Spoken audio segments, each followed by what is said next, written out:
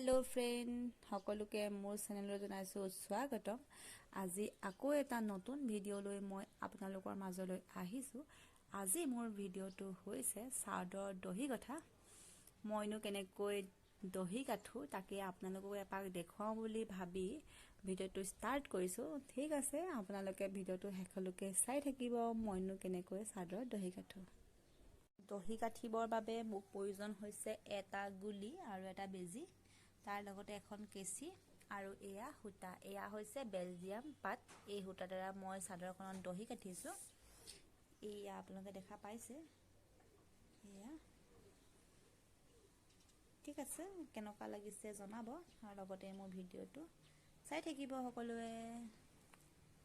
দহি এটা কাঠিব লৈছো। মইনো কেনেকৈ কাঠো আপোনালোকক অকমান দেখুৱাও। ভিডিওটো চাই থাকিব। কেমেৰাটো প্ৰথমতে মই এনেকৈ গাঁঠি দি লৈছো। মই 3টামান গাঁঠি দি লওঁ, নহ'লে খুলি যোৱাৰ সম্ভাৱনা থাকে।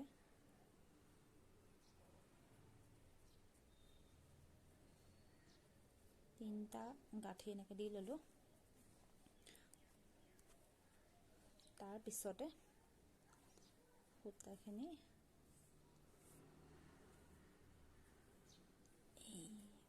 এনেকৈ লৈ ল'ম। লৈ আকৌ মই 3টামান গাঁঠি দিম ইয়াতে।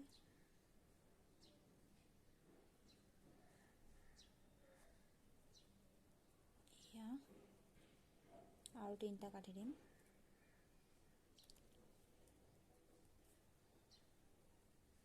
এনেকৈ দি ল'লো। তাৰপিছতে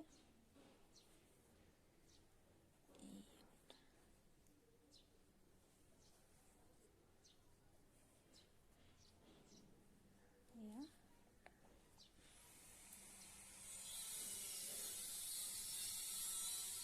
এনেকৈ কৰি বেজিটো পেলাই সোমোৱাই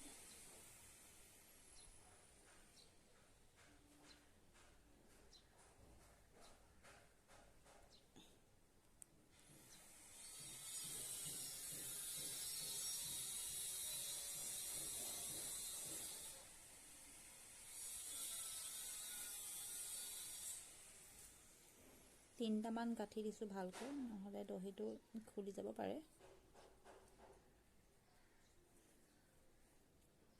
মই একেবাৰে সহজ পদ্ধতিত দহিটো কৰিছোঁ। সকলোৰে কৰা পদ্ধতি বেলেগ বেলেগ বাৰু। এইটো এনেকৈ হৈ গ'ল। এতিয়া এই বেজিটো মই এই পিছফালে কৰি মই উলিয়াই দিম, নহ'লে সূতাডাল ওলাই থাকিলে দেখিবলৈ বেয়া লাগে। এয়া হৈ গ'ল মোৰ। এতিয়া দহিটো অনুপাতত মই এইটো দহি অনুপাতত কাটি ল'ম। বেকাত হৈ থাকিব পাৰে, পিছত হোৱাৰ পিছত একেবাৰে মিলাই থাকিলে আকৌ এবাৰ কাটি ল'ম। এইটো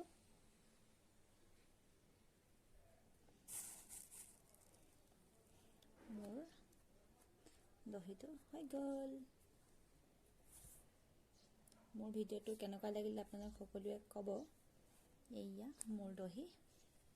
ঠিক আছে, যদিহে মোৰ ভিডিওটো ভাল লাগিলে আপোনালোকে চাবলৈ নাপাহৰিব, লগতে লাইক শ্বেয়াৰ ছাবস্ক্ৰাইব কৰি দিব। ঠিক আছে, আজিলৈ মোৰ দহি ভিডিওটো ইমানতে সামৰণি মাৰিছোঁ।